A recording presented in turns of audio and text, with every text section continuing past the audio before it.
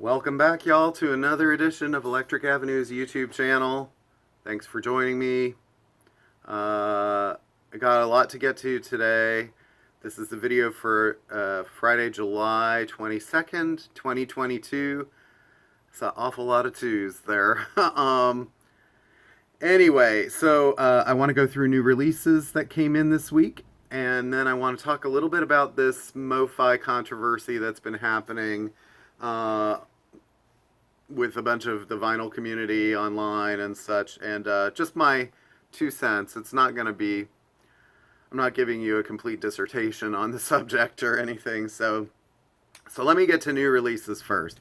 And then those of you who don't care about that issue, you can turn me off at some point if you want. Although it may be heartbreaking. Alright, so first up this week, boom, new Jack White, second album this year, Entering Heaven Alive. This is on Detroit Denim Blue Vinyl, exclusive for indies. How cool is that? It's good to see Jack getting this record out. Yeah, he was supposed to have this and the previous one. I believe they were kind of scheduled for the same time. And then that didn't happen because of issues with getting product and manufacturing, and even Jack White has problems. He owns his own record label, and either that or it was sort of like he intended to do that, but I was kind of reading stuff out there, and it said no, he really did want them at the same time. But anyway, maybe he can answer the question. Look, I'm wearing my Jack White blue today. Apparently blue is the new color too, since the white stripes are over. So I'm just keeping it real. She and Him. Zoe Deschanel and M. Ward return with Melt Away, a tribute to Brian Wilson. This looks like a really good project for them. This is the indie retail exclusive on Lemonade translucent vinyl. And features songs like Don't Worry Baby, Wouldn't It Be Nice, Darlin', Don't Talk. I think that that's a really good match of a sound for them, and they've been at it for a little while now, 15 years at least, 20, that I feel like, they can probably do whatever they want at this point, and it seems like a good choice for them. Dawes. New release. This is called Misadventures of Doom Scroller, and I don't know what to say about Dawes except he's been recently helping. I say he, lead singer, has been helping Mandy Moore, his wife, out. Not just being a parent because they had a baby, but also getting her music career back off the ground after her long sort of time in exile as Ryan Adams' wife. And so anyway, I think that now Dawes is becoming a thing again. So not like it ever went away. So anyway, new Dawes release. So this I find very interesting, and it's called The Resurrection of Rust, and it's by Rusty. Who's Rusty, you say? Well, it's the 50th anniversary here, right? So, I don't know, maybe the picture on the back is better. You can see that. That's actually Elvis Costello in the striped shirt. This is an Elvis Costello project. So, Rusty came about, it was a Liverpool-based duo, and it was Elvis, who was D.P. McManus at the time, or Declan, and Alan Mays, and they sort of reconnected recently, and then Elvis sort of suggested maybe we should go back and record some of the old songs that we did when we were kids just to preserve them. And it was like, it's a very interesting thing to do, especially when your partner's not necessarily like rolling off the tip of everyone's tongue as somebody who they would know. So it's not a full album. It's like seven tracks, it looks like. So kind of a mini album or an EP, but very curious about it. Elvis is one of my favorite artists, and he really always sort of like is fearless in what he chooses to do. So can't wait to hear it. New Ty Segall. Hello, hi. Ties in the trees. Looking very pastoral for a change with that acoustic guitar. I don't know. But anyway, can't wait to hear that. He always brings something unique to the table. This record actually came out last December online streaming and is finally out now. The new Nas album, Magic. Actually, I think he released two albums last year. It was King's Disease and number two, and this one, and now this one's finally out, uh, physical too. There's a track on here called Meet Joe Black, and one that has ASAP Rocky on it. And Nas seems to be hitting a sort of late period renaissance. And by the way, Illmatic sells constantly. It's probably one of my best sort of like classic selling hip hop records. Odessa, this is their new album. This is The Last Goodbye, or I guess, I don't know if it's his new album. And it actually features some collaborators like the Knox, Juliana Barwick, and Betty Lavette. So kind of a eclectic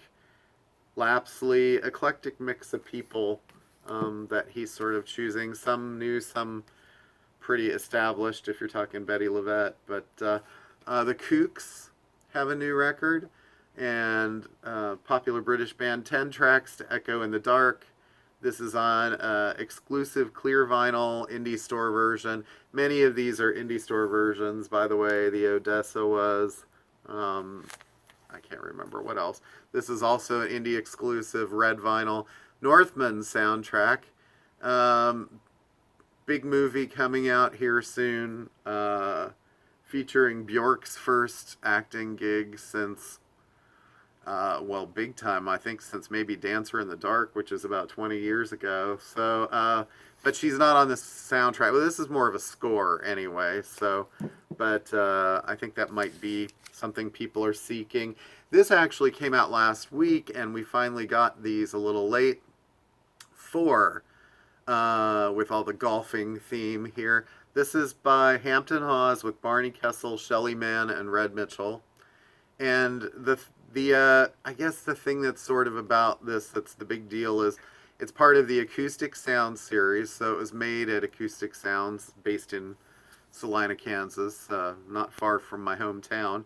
And it actually is on Craft Recordings, good supportive label. Contemporary Records was the label that did this originally, and it actually was originally mastered by Bernie Grunman, who did most of the early, or all of the early Contemporary Records, and he's the one in charge of remastering all of these now in his 80s.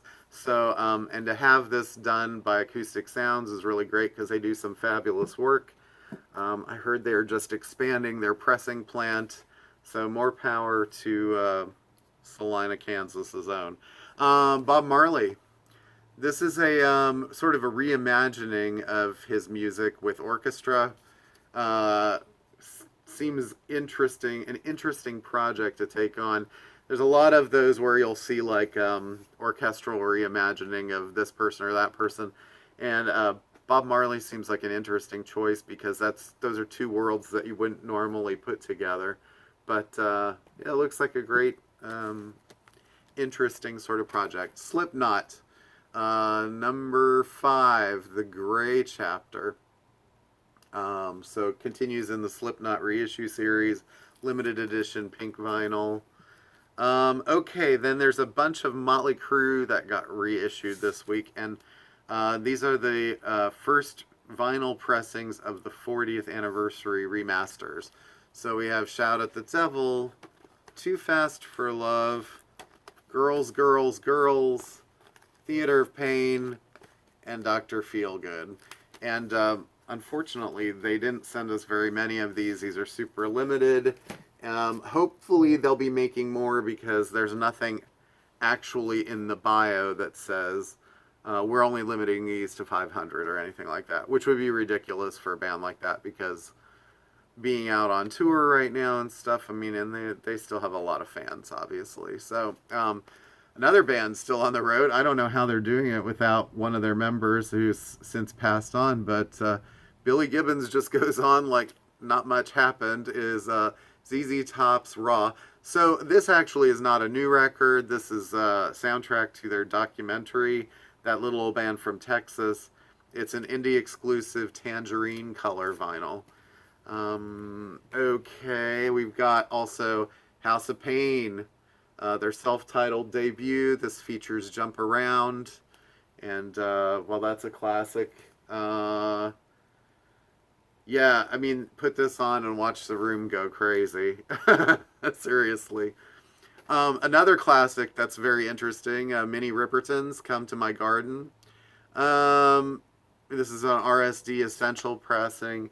I think Minnie sort of gets remembered a lot. By the way, this is lilac color vinyl. She gets remembered for like "Loving You," do the the really high pitch thing. But this album has "La Fleur" is the first song, "The Flowers," and it's got a much more sort of like earthier sound to it, which I think "Come to My Garden" sort of like alludes to. It was orchestrated and arranged by Charles Stepney, I believe, and they used the track quite a bit in. I think Jordan Peele's Get Out used that, or it was one of Jordan's movies. They use it quite a bit, so it kind of it's one of those songs that if you heard it, you would know it. Barty's Strange, live from Studio 4. He's gaining quite a following, so one to watch, I think. Barty's Strange. And the last record I have to show here is Randy Newman's Good Old Boys on Run Out Groove pressing. Great label. This is a double record. The second record says Johnny Cutler's Birthday, and it has a different set of tracks here. I'm assuming live. It doesn't really say. But Run Out Groove does a great job, and this is probably, gosh, I hesitate to say that it's his most controversial record, because Randy is actually quite controversial. It's funny that the guy who's sort of the Pixar go-to guy is so controversial in some of his writing. And this one starts with the song Rednecks, which, if you've ever heard that song, it's if it's taken out of context, I think it could be seen as like very problematic as far as like the lyrics go. But Newman was sort of writing it from the standpoint of somebody who's just so in that lifestyle that they can't see how ugly their behavior is, really. And so that album, I went searching for that album recently on some streaming or YouTube. Well, no, it wasn't YouTube. It was iTunes or something like that, or Amazon, and I couldn't find it. And I think because of that song and some of the lyrics, they've removed the entire album. So this is part of the internet censorship campaign to kind of erase some artwork that whoever is in charge deems as inflammatory or incendiary, when really it's they don't really understand that it's shedding a light on some issues, but they don't want it to be taken the wrong way and taken out of context. So they're sort of protecting themselves in a way, I suppose, but it does kind of alter the path of artistic history. The last things I want to show here are a few CDs, and then I'm going to talk about that other thing I said I'd talk about. Ben Harper, a new CD called Bloodline Maintenance. As far as I know, there's no vinyl on that yet. One that we have not gotten the vinyl on yet, and I know is out there, is the Sadies. Their new record. This is called Colder Streams. Produced by Richard Reed Perry. One of their members passed away recently, so I'm not sure how many more Sadie's albums there will be, and that's probably one reason why the vinyl is hard to find. Yep Rock is the label there, and they tend to kind of favor their online community before say, even indie stores. So they might just have run out of it, and we'll be further down the line. John Moreland's new CD. This is called Birds in the Ceiling. A band called Color Green. This is their new CD, and this is on what record label? I forget. Records, maybe. Anyway, touted as a good new sort of folk rock group. And then, I'd be remiss if I didn't mention the new Bananarama CD called Masquerade. These ladies have been at it for 30 years now. 40 years, excuse me. And, yeah, they're still doing sort of dance pop. It's two of them. It's been to Sarah and Karen now for probably almost 30 of those years. Anyway, and other members come and go, but it's usually just the two of them. All right, so let me address this MoFi thing. I want to be very, careful with my wording. There have been a lot of things said by some people that I think needed to be said. In some ways, things were said that, sort of took a stab at MoFi as a company, and, you sort of almost are leaving yourself out there for possible litigation if you say too many things. You really don't want to be negating somebody's brand or company or whatever, unless you do have proof. So anyway, what I want to say about the controversy is I give kudos to the people who did come forward and raise these issues, and apparently, this has been brewing for a while, which is, does Mobile Fidelity source their material direct from analog as people sort of assumed, or is there a digital step in the process somewhere? And one other record store owner who, put himself out there and was brave enough to fly there to their offices, and then actually uploaded a video of an interview that he gave with them. Kudos to him for going that far with it. And, in a way, I kind of think Mobile Fidelity should have been more transparent all along. It's not something that I personally felt that they were marketing themselves as a company that only did analog. I never heard that in, I don't know how many years they've been in existence, over 40, right? 45. So it's really not on them in that sense. However, with all of the companies that have come out and are touting themselves as all analog transfers and whatever, which, are we really 100% sure of that too? Maybe there was a little more transparency they could have had on the issue. I can see where they were concerned that they were going to lose business if they started talking about the D word versus the A word. The A word apparently equals pristine perfect, and the D word equals blasphemy, right? And I personally have heard a lot of digital recordings on vinyl in my time that actually sounded great. So to kind of do this blanket statement of all analog is the end-all be-all and digital sucks is really kind of not addressing the issue. And it's not just the mastering process, it's also the pressing process. I think, to me, a bad pressing can almost destroy an album more than the master. And a lot of it is personal preference too. I have, I'll just mention an example, the Smiths. Johnny Marr redid those maybe 10 years ago or so. And I listened to the original ones for the kind of alive and punchy factor. And then I listened to his for the more balanced, you get more bass, the more kind of like warmth factor of it.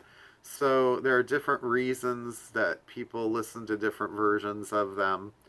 Um, so are Mobile Fidelity wrong? Um, what I think they should have done, and it could have just put a lot of this to rest, was to put out a press statement of their own at when all of this, and they should probably have done this years ago, is as to this is our process. They should make their own video professionally done and present it as like this is our process, this is our state of the art equipment. There's no complaint really about how great Mobile Fidelity records sound, and it's more how they get to that point. So head it off yourself, be professional, do your, I mean, this is not a professional video, obviously, but you know, if you have the money and the company that can do a resourcing of Michael Jackson records and then press 40,000 copies of them, you know, you could probably be doing that. You need to be sort of, unfortunately, in the modern age, it's like the record company, the shell of it, the business side, has not caught up with the audiophile portion of it. And it's sort of like they're trying to do sort of like HD transfers in a way, in an audio way. So I can see where a lot of people are upset because maybe they bought records under the guise of thinking that they were all analog transfers. And what do you do about that? You can't really like say, I demand reparations. You know, I mean, they still sound great. They still are what they are. So, and then to start demanding that of everybody, I mean, I think that it's a great in theory, but you got to remember this is the record business. I've been in it for 35, almost 35 years now. And I've seen all sorts of crazy things. And Mobile Fidelity has always put out pretty top-notch product, and so I'm not going to knock them on that because I think that they deserve some credit and some praise for that. But maybe the handling of this situation, it got a little out of control. Now I'm more concerned with that for them, that there are people that are going to be canceling their orders, and you know, this whole idea of putting up a new pressing plant that they were going to, or in the process of doing, might be sort of put on hold. And that is very unfortunate if that happens because, you know, they have given us very high level product. So to all of a sudden take a knee-jerk approach to that because of poor handling of a business angle of their aspect of their business. I think that, you know, that kind of does a disservice to them too, but it's sort of their own fault, their own doing, and they've got a lot of work to do to build that trust again. And it's unfortunate because I think it might become an endemic problem across many of these audiophile companies. I mean, we know that the general record labels are already sort of hit and miss on sometimes their. It tends to be more for me. I mean, I hear more issues again with the pressing quality rather than the mastering. That being said, even a company that has a reputation of being sort of lesser in the pressing quality has tended to improve quite a bit over the last few years. So, but nothing is perfect. And, you know, I think in general, records being made now, even reissues of things, tend to sound better than they did when they were pressed on the original vinyl, unless, you know, there are certain jazz ones that might be an exception to that, but if you can find a way to get more resonance in your sound, more more of a range of the tones, then you know, I'm not such a purist about like I have to have the original vinyl. There's that whole argument too, where people are obsessed with getting the original copies of things. So Anyway, that's sort of where I'm coming from on this. I don't think that people should stop buying Mobile Fidelity just because this news item came out. Uh, but it's sort of up to Mobile Fidelity to kind of say, we realize that we were not quite as forthcoming with our process. And I think they sort of addressed that in the studio interview, which, again, I think the guy who did the interviewing did a good job. It seemed a little bit uncomfortable the way people were sort of put on the spot. Um, Maybe there should have been someone else there too who was more sort of like could read between the lines as to what was actually being said on Mobile Fidelity's end, um, and why they didn't come out with this earlier, as well as the journalist community that's sort of been keeping an eye on what these different companies do all the time. Shouldn't this have come out like years ago? I feel like if they've been doing digital transfer type stuff for 15 years, that's a long time to kind of let that go without, hey, let's bring it up as soon as Michael Jackson album gets involved. It just seemed like, that was a sort of an issue of timing. And maybe people had said things and it just hadn't caught traction. But anyway, that's enough me sort of giving my 2 cents on the topic. If you like your Mobile Fidelities and you like the way they sound, then keep them and keep buying them. I don't really see a problem with that other than they're trying to basically give you the best sounding record that they can possibly give you. But maybe it will call into question at least a little bit people's sort of ultra purist ideology of it must be the A and never the D, so anyway, go listen to them and AD them and see what you think. All right, thanks very much for watching. I hope this was semi-entertaining. So have a great weekend. Try not to melt. It's super hot everywhere from here to Istanbul. So take care of yourselves. Find some shade. Get a nice cocktail or whatever you do. IPA in the afternoon. Nothing like day drinking. Take care. See you next time. Bye-bye.